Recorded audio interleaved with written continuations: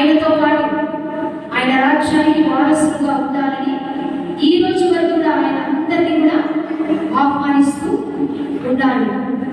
కాబట్టి ఇప్పుడు వచ్చిన మీ అందరికీ కూడా తెలియజేయడం ఏమనగా పరిశుద్ధ లేఖనాలను మనం చూస్తే లూకాసు వార్త 15వ అధ్యాయము 11వ వచనం చూస్తున్నాము. ఒక మనుషునికి ఇద్దరు కుమారులు ఉండేది. వారిలో చిన్నవాడు తండ్రి ఆస్తిలో అందించిన భాగం ఇవ్వని తన తండ్రిని అడగగా అతడు వారిని తన ఆస్తిని పంచిపెట్టాడు. కొన్ని దినములైన తర్వాత చిన్న కుమారుడు సమస్తమును కూర్చుకొని దూరదేశంలోకి ప్రయాణమైపోయి అతడు తన ఆస్తిని దుర్వ్యాపారం వలన పాడు చేస్తుంది. అదంతా ఖర్చు చేసిన తర్వాత ఆ దేశమందు గొప్ప కరువు రాక వాడు ఇబ్బంది పడసాగి వెళ్ళి ఆ దేశస్తులలో ఒకరి చెంత చేరేది. అతడు మందులను మేపుటకు తన పొలంలోనికి వాడిని పంపాడు. వాడు మందులు తిని కొట్టుతో తన కడుపు నింపుకొని ఆశపడేది కానీ ఎవరినూ వారికేమీ ఇయ్యలేదు. అయితే బుద్ధి వచ్చినప్పుడు వాడు నా తండ్రి యొక్క ఎంతమంది కూలివాళ్ళకు అన్నము సమృద్ధిగా ఉన్నదే, నేనైతే ఇక్కడ ఆకలితో చచ్చిపోతున్నాను. నేను లేచి నా తండ్రి యొద్దకు వెళ్ళి, తండ్రి, నేను పరలోకమునకు విరోధంగా నీ ఎదుట నేను పాపం చేసి ఇక మీదట నీ కుమారుడనని అనిపించుకున్నట్టు యోగ్యుడు కాదు. నన్ను నీ కూలివారిని ఒకరిగా పెట్టుకోమని అతనితో చెప్పుదనుకొని లేచి తండ్రి యొద్దకు వచ్చాను. చదవడిన అంశంలో మనం చూస్తే తప్పిపోయిన ఒక తండ్రికి ఇద్దరు కుమారులు ఉన్నారు. ఆ కుమారుడిద్దరిలో చిన్న కుమారుడు నాకు రావాల్సిన ఆస్తి ఏదైతే ఉందో అది నాకు ఇచ్చేసే, నా ఇష్టం అది ఇవ్వాలి అని తండ్రిని అడిగాడు. తండ్రి కొడుకు మాటలు చెబుతాడకుండా తీసుకొని ఇచ్చేసినాడు. కానీ ఆస్తి ఆ యొక్క సమస్త ధనమును ఆస్తిని అంతటికి తీసుకొని దూరదేశానికి వెళ్ళాడు. అక్కడ ఏం జరిగిందంటే, యవన కాలంలో ఉన్నాడు కదా, యవన కాలంలో మనం ఎలా యవన కాలాన్ని మనం ఏ విధంగా ఉపయోగించుకుంటున్నాము? యవన కాలం అంటే ఇప్పుడు 18 సంవత్సరాల నుంచి 20-25 సంవత్సరాల ప్రాయం. ఇది కరెక్ట్ యవన ఆరంభ దశ. అలానే ఈ చిన్న కుమారుడు కూడా యవన కాలంలో ఉన్నాడు. తన యవన కాలాన్ని దేవునికి ఉపయోగించకుండా లోకానుసారమైన జీవితంలో అతను జీవించడం అనేది జరిగింది. తనకిష్టం వచ్చినట్టు ఉండాలని, తనకు తోచిదల్లా చేయాలని అతను అనుకుంటున్నాడు. తన మనసుకు ఏది నచ్చితే అది కావాలి, అది నేను అనుభవించాలి అన్న ఆలోచనతో తను తండ్రి నుంచి దూరదేశానికి వెళ్ళిపోయాడు. అదేవిధంగా తోచిదల్లా చేయాలని అవన్నీ ఏమిస్తాయి? మనకు నచ్చిందంతా చేసే చివరికి మనకు కష్టము నష్టము తప్ప ఏమి రాదు. గద్దింపు వినేవాడు ఏమవుతాడు? తండ్రికి యోగ్యుడవుతాడు. మన పరలోకపు తండ్రి ఎన్నో విషయాలు మనకు గద్దిస్తూ సరి చేసుకుంటాడు. కానీ ఆ గద్దింపులకు ఎవరైతే లోబడతాడో ఖచ్చితంగా తండ్రి యొక్క ప్రేమను పొందుకుంటాడు. తండ్రి యొక్క ప్రేమను పొందుకుంటే సమస్తములు సమకూర్చి జరిగించబడతాయని దేవుని వాక్యము సెలవిస్తా ఉంది. శిక్షను అంగీకరించే వాడు ఏమవుతాడు? శ్రేష్ఠుడు అవుతాడంట, గొప్పవాడు అవుతాడని దేవుని వాక్యము సెలవిస్తా ఉంది. దేవుని వాక్యం అనేది అనేక హెచ్చరికలతో కూడి ఉంది. దేవుని వాక్యం ఏమైంది? అనేక హెచ్చరికలతో ప్రతిరోజు దేవుని మందిరంలో వాక్యం బోధిస్తున్నప్పుడు ఏదో ఒక వాక్యం, ఏదో ఒక వచనం మనల్ని హెచ్చరిస్తూ ఉంటుంది. మనం చేసిన తప్పిదములకు, మనం చేసిన పాపములకు ఖచ్చితంగా మన మనస్సాక్షి అనేది ఒప్పింప చేస్తుందా చేయగా ఖచ్చితంగా చేస్తుంది. మనం బయటికి ఒప్పుకోకపోయినా కూడా మన అంతరంలో ఖచ్చితంగా మనము తప్పు చేసాము అనేది మనకు హెచ్చరిక చేస్తుంది. అలానే దేవుని మందిరంలో ఎంతో మంది సేవకులు వస్తున్నారు, బోధ చేస్తున్నారు, దేవుని వాక్యాన్ని ప్రకటిస్తున్నారు.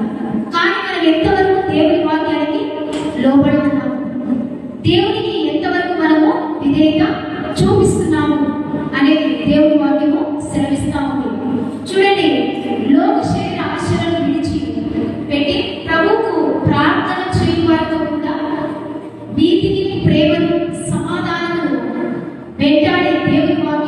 తెలియజేస్తుంది. ప్రార్థన చేయ వారందరితో కలవాలట, నీతిగా జీవించాలట, సహోదర భావాన్ని కలిగి ఉండాలట. అలాగే అందరితో కూడా మనం ఎలా ఉండాలి? సంఘములో అయితేవి, సమాజంలో అయితేవి, తల్లిదండ్రులతో అయితేవి, అందరితో రక్త సంబంధికులైతేవి, అందరితో మనం పెద్దలతో అయితేవి, అందరితో కూడా మనం ఎలా ఉండాలి? సమాధానంగా ఉండాలని దేవుని వాక్యము సెలవిస్తా ఉంది.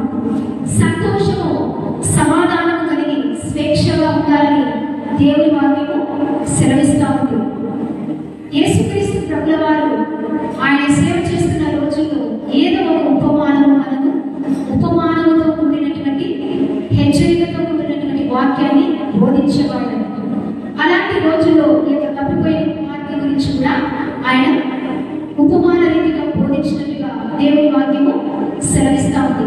దేవుడు మనల్ని ఎప్పుడు కూడా బందీలుగా ఉంచాలని ఆయన ఎప్పుడు కూడా అనుకోలేదు. మనం ఎలా ఉండాలి? స్వేచ్ఛగా ఉండాలి, స్వతంత్రంగా ఉండాలి, ప్రేమగా ఉండాలి, నీతిగా ఉండాలి, సమాధానం కలిగి ఉండాలని ఆయన కోరుకుంటా ఉన్నాడు. మనము లోకములో ఉన్న పాపపు శరీరాచరణతో అనేకమైనటువంటి వ్యసనముల చేత బందీలుగా సాధారణ మనల్ని బంధించి వేసినాడు. ప్రభు మన యొక్క శిక్షణ అంతటిని కూడా కొట్టివేసి స్వేచ్ఛనిచ్చాడు, స్వతంత్రతనిచ్చాడు. నువ్వు స్వేచ్ఛగా, స్వతంత్రంగా నాతో పాటు ఆ పరలోక రాజ్యంలో నా వారసురాలిగా జీవించాలని దేవుడు మనకి స్వతంత్రతను, స్వేచ్ఛను అనుగ్రహించాడు. ఈ తప్పిపోయిన చిన్న కుమారుడు తల్లి దగ్గర ఉన్నప్పుడు స్వేచ్ఛగాను, స్వతంత్రంగాను, సంతోషంగాను, సమాధానంగా బ్రతికినాడు. ఎప్పుడైతే ఆయన తనకిష్టం వచ్చినట్టు చేయాలని దూరదేశానికి వెళ్ళిపోయినాడు, తనకు సంతోషం కోల్పోయినాడు, సమాధానం కోల్పోయినాడు, ప్రేమించే వాళ్ళు ఎవరు కూడా లేరు. అలాంటి హీనమైనటువంటి స్థితిలోనికి, అలాంటి ఒక దురదృష్టకరమైనటువంటి జీవితంలోనికి ఆయన వెళ్ళిపోయినాడు. ప్రేమించేవారు లేరు, పలకరించేవారు లేరు, చివరికి అన్నపానములు ఇచ్చేవారు కూడా లేరు. సొమ్ము అందరితో ఉన్నప్పుడు స్నేహితులు అందరూ కూడా ఉన్నారు. ఎప్పుడైతే తన దగ్గర ఉన్నటువంటి సొమ్ము అయిపోయిందో అందరూ తనను విడిచిపెట్టి వెళ్ళిపోయారు. ఇదంతా కూడా సాతాను చేసే కుట్ర. సాతాను ఏం చేస్తుంది? మన లోకాశలతో, లోకస్తులతో పాపంలో బ్రతుకుతున్నంత వరకు మనకు సంతోషమే. కానీ ఎప్పుడైతే అది మనము పాపంలో మనం జీవిస్తున్నప్పుడు స్వేచ్ఛ ఉండదు, సమాధానం ఉండదు. ఒక అశాంతికరమైనటువంటి జీవితంలో మనం బ్రతుకుతున్నప్పుడు అప్పుడు సాతాను మనల్ని వదిలేసి వెళ్ళిపోతుందట. అలాంటి సమయంలో దేవుడు ఏం చెప్తున్నాడంటే, తిరిగి మళ్ళీ నువ్వు నా యొద్దకు రా అని దేవుని వాక్యము సెలవిస్తా ఉంది. తన కుమారుడు తన తల్లి దగ్గర ఒక రాజరికంలో బ్రతికినాడు. ఎప్పుడైతే తన దగ్గర ఉన్న సొమ్మంతా అయిపోయిందో చివరికి పంతులు తినే పొట్టుకు ఆయన ఆశపడుతున్నాడు. చివరికి అది కూడా ఆయనకి దొరకలేదు. అలాంటి జీవితంలో ఈరోజు ఎంతో మంది యవన బిడ్డలు ఉన్నారు. నా ఇష్టం చేయాలి, నా ఇష్టం వచ్చినట్టు నేను బ్రతకాలి, నీ ఇష్టం వచ్చినట్టు బ్రతకడానికి దేవుడు మనల్ని పుట్టించలేదు. ఆయన చిత్తానికి ఆయనకు మాత్రమే విధేయులుగా ఉండడానికి దేవుడు మనల్ని పుట్టించినాడు. కాబట్టి దేవుని మార్గంలో మనమందరం కూడా స్వేచ్ఛ, స్వతంత్రత కలిగి ఉండాలని ప్రభు వాక్యము సెలవిస్తా ఉంది. ఎప్పుడైతే తన తండ్రిని విడిచిపెట్టి దూరదేశానికి వెళ్ళిపోయి ఆ హీనమైనటువంటి పందులు తినే పొట్టుపై ఆశపడుతున్నప్పటికీ కూడా తనకి ఏది కూడా దొరకనప్పుడు అప్పుడు వచ్చింది. ఏమొచ్చింది? పశ్చాత్తాపము. నా తండ్రి దగ్గర ఉన్నప్పుడు నేను ఎలాంటి స్వతంత్రతను కలిగి ఉన్నాను, నా తండ్రితో సంబంధాన్ని కోల్పోయినప్పుడు నేను ఎలాంటి హీనమైనటువంటి జీవితాన్ని కలిగి ఉన్నాను, నా పరిస్థితి ఏంటి అని అప్పుడు ఆయనకి పశ్చాత్తాపము కలిగింది. పశ్చాత్తాపము ఎప్పుడైతే కలిగిందో తనలో ఉన్న దుర్వ్యాసములన్నీ కూడా తొలగిపోయి ఇంకా దేవునికి దగ్గర అవుతున్నాడు, తండ్రి దగ్గరికి వెళ్ళాలి అని ఆలోచన కలిగి ఉన్నాడు. మన పరలోకపు తండ్రితో ఎప్పుడు కూడా మనము సమాధానం కలిగి ఉండాలని దేవుని వాక్యము సెలవిస్తా ఉంది. ఎప్పుడైతే మనము సమాధానం కోల్పోతామో చివరికి మనం మిగిలేది దరిద్రతని. చివరికి ఏం మిగులుతుంది? దరిద్రతని మిగులుతుందని దేవుని వాక్యము సెలవిస్తా ఉంది. మనలో ఏముండకూడదంటే పోకిరి చేసేదను, మద్యపానమును, దురాశలను, అల్లరితో కూడినటువంటి ఆటపాటలు ఉండకూడదని భక్తుడైనటువంటి పేతురు పత్రిక, మొదటి పేతురు పత్రిక 4:3 మనం చూస్తే ఇవన్నీ కూడా మనలో ఉండకూడదని దేవుని వాక్యము సెలవిస్తా ఉంది. ఈరోజు ఎవరి బిడ్డలైనటువంటి ఎంతో మంది మద్యపానములకు, డ్రగ్స్కు లోనవుతున్నారు, అనేకమైనటువంటి శరీరేచ్ఛలకు లోనవుతున్నారు, అనేకమైనటువంటి దుర్వ్యాపారములకు లోనవుతున్నారు. దేవుని విడిచిపెట్టి ఎవరి లోకంలో తిరుగుతూ అనేకమైనటువంటి పాప వ్యసనముల చేత జీవిస్తున్నారు. అలాంటి బిడ్డల కొరకు ఈ తప్పిపోయిన తండ్రి, తప్పిపోయిన తన కుమారుని యొక్క జీవితం అనేది ఒక సాదృశ్యం. ఎప్పుడైతే తనకు పశ్చాత్తాపము కలిగిందో తనలో పరివర్తన అనేది మొదలైంది, ఒక మార్పు అనేది మొదలైంది. తప్పిపోయిన కుమారుని జీవితంలో 3 విషయాలు మనము చూస్తాం. మనకు తప్పిపోయిన గొర్రెల వలె తిరిగి దేవుని యొద్దకు రావాలని యేసుక్రీస్తు తన చేతులు చాపి దినమెల్లా ఆయన మన కోసము ఎదురు చూస్తూ ఉన్నాడట. మొదటి 3 ఉపమానాలు మనం చూస్తే తప్పిపోయిన గొర్రె, తప్పిపోయిన కుమారుడు, పోగొట్టుకున్నటువంటి నాణ్యం. ఒక వస్తువు మనం కోల్పోతే చాలా జాగ్రత్తగా వెతికి దానిని సంపాదించుకుంటాం. అలాగే యేసుక్రీస్తు ప్రభువు వారు మన కోసం తన విలువైన ప్రాణం పెట్టి, మన కోసం తన రక్తమును కాచి, ఆయన సిలువలో బలి అయి మనకు స్వతంత్రతను, స్వేచ్ఛనిచ్చారు. కానీ మనం ఈరోజు ఎలాంటి స్థితిలో ఎవరి బిడ్డలు జీవిస్తున్నారో మనమందరం కూడా ఒకసారి హృదయ పరీక్ష చేసుకోవాలని ప్రభు వాక్యము సెలవిస్తాము. ప్రధాన కాపురి అయినటువంటి యేసుక్రీస్తు లోకంలో ఆయన సుందరులతో సుందరులతో ఉన్నాడు, పాపులతో సాంగత్యం చేస్తున్నాడు. కానీ లోకంలో ఆయన బ్రతికినప్పటికీ కూడా లోకం ఆయనలో లేదు.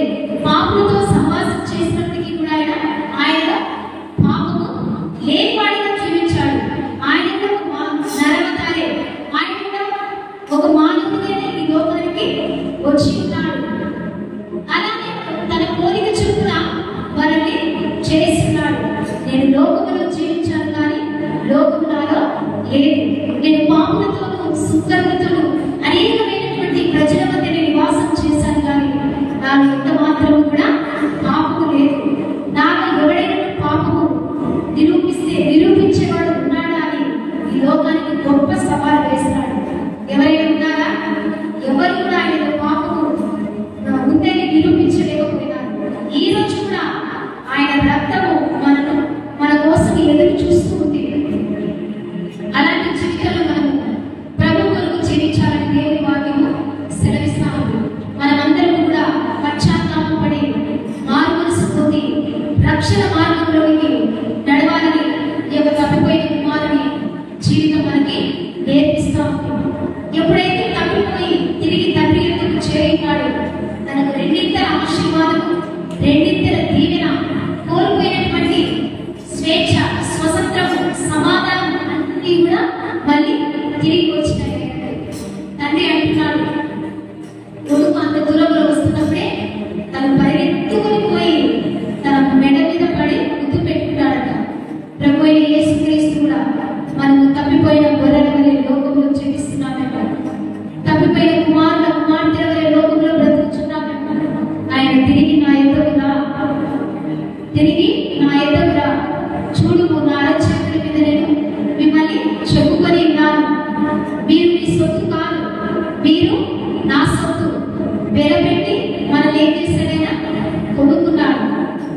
కాబట్టి మనమందరం కూడా తప్పిపోయినప్పటికీ కూడా, పాపం చేసినప్పటికీ కూడా పశ్చాత్తాపపడి తిరిగి దేవుని యొద్దకు చేర్చబడితే మనకి తిరిగి ఆయన నిత్య జీవాన్ని ఇవ్వటకు సిద్ధంగా ఉండాలి. అలాగే మారు మనసు పొంది ఒక పాప విషయం పరలోక దేవదూతల సమక్షంలో ఎక్కువ సంతోషంగా దేవునికి మనం అర్పణనిచ్చినప్పుడు కాదు కానీ, కానుకనిచ్చినప్పుడు కాదు కానీ, ఎన్నో ప్రార్థన చేసినప్పుడు కాదు కానీ, ఒక పాపికి మారు మనసు పొందితే దేవదూతలు పరలోకంలో సంతోషంతో ఆయనను స్తుతి చేస్తాయట. ఒక పాపి మారు మనసు పొందాడు, తిరిగి దేవుని యొద్దకు, నా తండ్రి యొద్దకు రాబోతున్నాడు అని ఎక్కువ సంతోషంతో సమాధానంతో పరలోకంలో ఒక సందడి జరుగుతుందట. మనం కూడా తప్పిపోయిన కుమారుని వలె తిరిగి మళ్ళీ దేవుని యొద్దకు చేర్చబడితే, పశ్చాత్తాపడితే ఖచ్చితంగా మన జీవితము ఫలభరితం అవుతుంది, మన జీవితము పరికృతం అవుతుంది, ఆశీర్వాదం లభిస్తుంది. దేవుని యొక్క దీవెనలు మనకును, మన కుటుంబాలకి, మన బిడ్డలకి దేవుడు అనుగ్రహిస్తాడు. చిన్న కథ చెప్పి నేను ముగిస్తాను. ఒకానొక ప్రాంతంలో ఒక తల్లి, ఒక కుమారుడు ఉన్నాడు. తల్లిదండ్రులైనటువంటి వారు బిడ్డని ఏ విధంగా పెంచాలి, వారిని దేవుని మార్గంలో ఏ విధంగా నడిపించాలి అనేది ఈ తల్లి కొడుకుల కథ మనకి సాదృశ్యం. తన కుమారుడు ప్రతిరోజు స్కూల్కి వెళ్తున్నాడు, కానీ ఆ కుమారుడికి చదువు మాత్రం రావడం లేదండి. ఆ స్కూల్లో ఏం జరిగిందంటే, స్కూల్ ప్రిన్సిపల్ ఏం చేశారంటే, ఇంకా ఈ కుమారుడిని ఎంత శ్రద్ధ చూపించినా, ఎంత ప్రయత్నించినా కూడా ఈ అబ్బాయిలో ఎంత మాత్రం కూడా ఇంప్రూవ్మెంట్ కనిపించడం లేదు. ఇంకా ఈ అబ్బాయి మాకు వద్దు అని ఒక లెటర్ రాసి తన తల్లికి ఇంటికి పంపించారు. అప్పుడు మా తల్లి ఆ ఉత్తరం చదివిందట. ఆ ఉత్తరం చదివి అక్కడ ఆ ఉత్తరం ఏం రాసిందంటే, నీ కుమారుడు చదువుకు యోగ్యుడు కాదు, జ్ఞానం ఎంత మాత్రం లేదు, మా స్కూల్లో నీ కుమారునికి సీటు లేదు, ఇక నుంచి ఇంటి దగ్గర నీ కుమారునికి నువ్వే చదువు చెప్పు అని ఆ అబ్బాయిని స్కూల్ నుంచి తీసేసినాడంట. అప్పుడు ఆ అబ్బాయి ఆ ఉత్తరం తన తల్లికి తెచ్చిచ్చినాడు. ఆ ఉత్తరం చదువుతూ తన తల్లి అంటుంది కుమారుడు, అమ్మని అడుగుతున్నాడు ఆ కుమారుడు, అమ్మ ఏముందమ్మా మీ ఉత్తరంలో, మా ప్రిన్సిపల్ ఏ రాసిందమ్మా దానిలో, ఒకసారి చదవమని చెప్పాను అన్నప్పుడు ఆ తల్లి అంటుందట, కుమారుడా నీకు చాలా గొప్ప జ్ఞానం ఉందట, నీకు గొప్ప తెలివి ఉందట, నీ చదువుకు నీ జ్ఞానానికి వాళ్ళు చదువు చెప్పలేకపోతున్నారట, ఇక నుంచి నేను నీకు చదువు చెప్తాను, నువ్వు ఇంటి దగ్గరే ఉండు అని తన కుమారుడికి చెప్పిందట. అప్పుడు ఆ కుమారుడు సరేనమ్మా అని చెప్పి ఉత్తరంలో ఉంది ఒకటి, కానీ కుమారుడికి ఏం చెప్పింది, తనలో ఉన్నదంతా మార్చి చెప్పింది. తన కుమారుని ఎక్కడ కూడా కించపరచలేదు. ఆమె ఎక్కడ దేవుని మీద విశ్వాసం వచ్చింది, దేవుని మీద నమ్మకం కలిగింది. ప్రతిరోజు తనకు తెలిసిన జ్ఞానంతో తన కుమారుడికి చదువు చెప్పింది, పెద్దవాడిని చేసింది. పెద్దవాడైనప్పుడు ఆ కుమారుడు ఒక గొప్ప సైంటిస్ట్ అయినాడు. ప్రతిసారి తన ఎక్స్పెరిమెంట్ చేస్తున్నాడు, ఫెయిల్ అవుతున్నాడు, పరాజయం పాలవుతున్నాడు, మళ్ళీ ప్రయత్నం చేస్తున్నాడు, పరాజయం పాలవుతున్నాడు. 99 సార్లు విఫలమై 100వసారి విజయుడు పొందాడు. ఎవరు ఆ వ్యక్తి అంటే, ఈరోజు దేవుని మందిరంలో ఇంత అలంకరణమైనటువంటి లైట్లు ఉన్నాయి కదా, బల్బులు ఉన్నాయి కదా, అది కనుగొన్న వ్యక్తి ఎవరు? Thomas Alva Edison. ఆయన యొక్క జీవితం చీకటిలో ఉన్నప్పటికీ కూడా ప్రపంచాన్ని వెలిగించేంత గొప్ప జ్ఞానం దేవుడు అమ్మవారికి ఇచ్చాడు. అదంతా ఎలా సాధ్యమైందంటే, తన తల్లి చేసిన ప్రార్థన, తన తల్లి దేవుని మీద ఉంచిన విశ్వాసంతో కుమారుని ఎక్కడ కూడా కించపరచకుండా ఒక నేర్పుతో ముందుకు నడిపించింది. తన ప్రయత్నం ఏమైంది? ఫలీకృతమైంది, విజయవంతమైంది. గొప్ప సైంటిస్ట్ని ఈ లోకానికి అందించింది.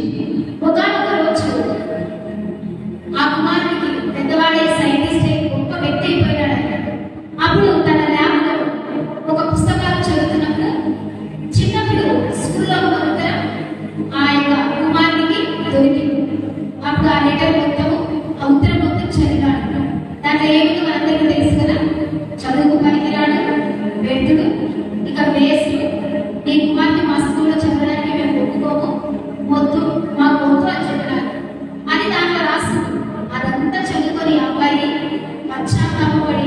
నా తల్లి ఎందుకు ఇంత నా మీద ప్రేమ చూపించింది, ఎందుకు ఇంతగా నన్ను హత్తుకుంది అని కన్నీళ్లతో ఏడ్చాడు.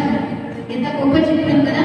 అలాంటి మనం అందరం కూడా మన బిడ్డల విషయంలో, మన కుమార్తెల విషయంలో దేవుని మార్గంలో, దేవుని సన్నిధానంలో వారిని నడిపించగలిగితే వారు కూడా ఒకరోజు గొప్ప ప్రయోజకులు అవుతారు. ఏదో ఒక స్థానంలో ఉన్నతమైన జీవితంలో దేవుడు వారిని ఖచ్చితంగా నిలబెడతాడు. యోసేపుని నిలబెట్టాడు కదా దేవుడు. తన జీవితం అంతా కూడా కష్టాల పాలే, తన సొంత అన్నదమ్ములను వేషించినాడు. చివరికి ఐగుప్తు దేశంలో కూడా ఒక గొప్ప అధికారాన్ని పొంది చివరికి తన అన్నలందరూ తన దగ్గరికి చేర్చబడినప్పుడు ఎంత గొప్ప సంతోషం కలిగితే అంటాడు, అనలారా ఇలాంటి స్థితి ఒకరోజు కలుగుతుందని దేవుడు ముందుగానే నన్ను ఐగుప్తు దేశానికి పంపించినాడు. నేను ఎంత మాత్రం కూడా చింతపడదు, నాకు మీ మీద ఎంత మాత్రం కూడా కోపం లేదు. ఎంత గొప్ప జీవితం ఇచ్చేది, గొప్ప పరిశుద్ధుడైన ఫరో భార్య తన మీద కన్ను వేసినప్పటికీ కూడా తన యొక్క పరిశుద్ధతను కాపాడి తన వస్త్రములు అక్కడ విడిచిపెట్టి పాపానికి దూరంగా పారిపోయినాడు. ఈరోజు ఎవరి బిడ్డలైనటువంటి మనకు కూడా పాపానికి దూరంగా ఉంది యోసేపు వలె జీవించాలని దేవుని వాక్యము సెలవిస్తాము. ఇలాంటి అవకాశం ఇచ్చినటువంటి సంఘ గురువు గారికి, సంఘ పెద్దలకు, సంఘ కాపరికి, స్త్రీలమైన వారందరికీ కూడా నా హృదయపూర్వకమైనటువంటి వందనాలు, కృతజ్ఞతలు తెలియజేస్తుంది. చిన్న పాట పాడుకొని ఈ యొక్క దేవుని వాక్యాన్ని ముగిద్దాం.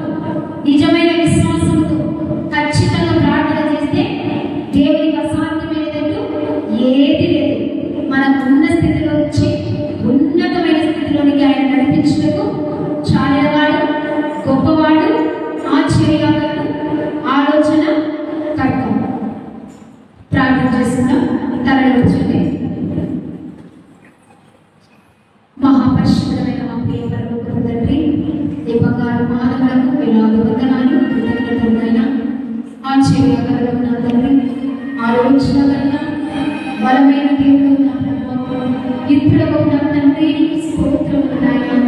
యేసయ్యా, తప్పిపోయిన కుమారుని జీవితం కలిగి ఈ లోకంలో ఎంతో మంది ఎవరి బిడ్డలైనా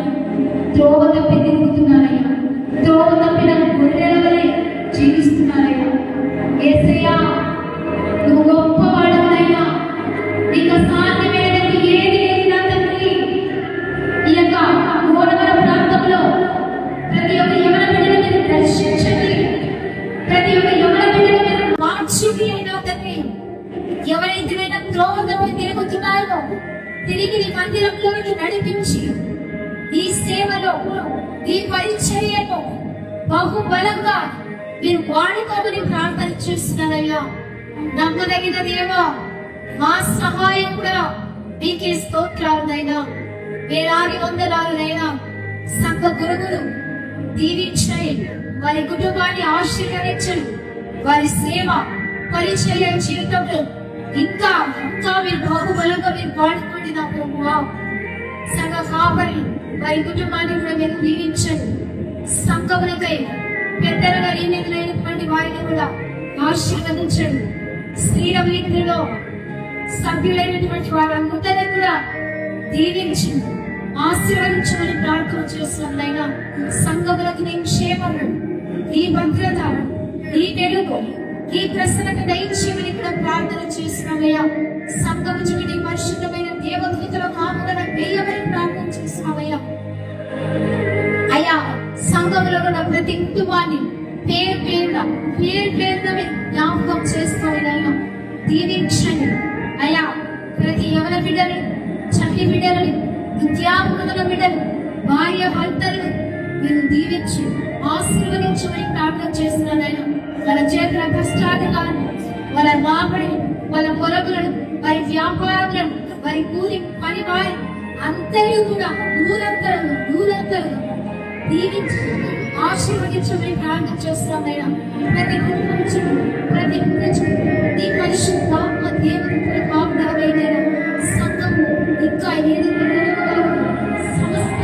సమకూర్చమని ప్రార్థన చేస్తున్నానయ్యా. అయ్యా, ఇంత గొప్ప ఆరోగ్యం నుంచి సంఘంలోకి మమ్మల్ని అందరినీ కూడా నడిపించిన విధానం బట్టి నీకు వందనాలు, కృతజ్ఞతలైనా. చేర్చుకుని కూడా ఆశీర్వదించమని దీవించమని కూడా ప్రార్థన చేస్తానయ్యా. అయ్యా, ఇదిగో తన విత్తబడిన వాక్యం మంచి ఏర్లు పడిన విత్తనములు కోరిన బ్రతుకులు దయచేయమని అయ్యా. నీరు కలిగి ఫలింపచేయమని గొప్ప శాస్త్రములను దీవారాత్రము ధ్యానించిన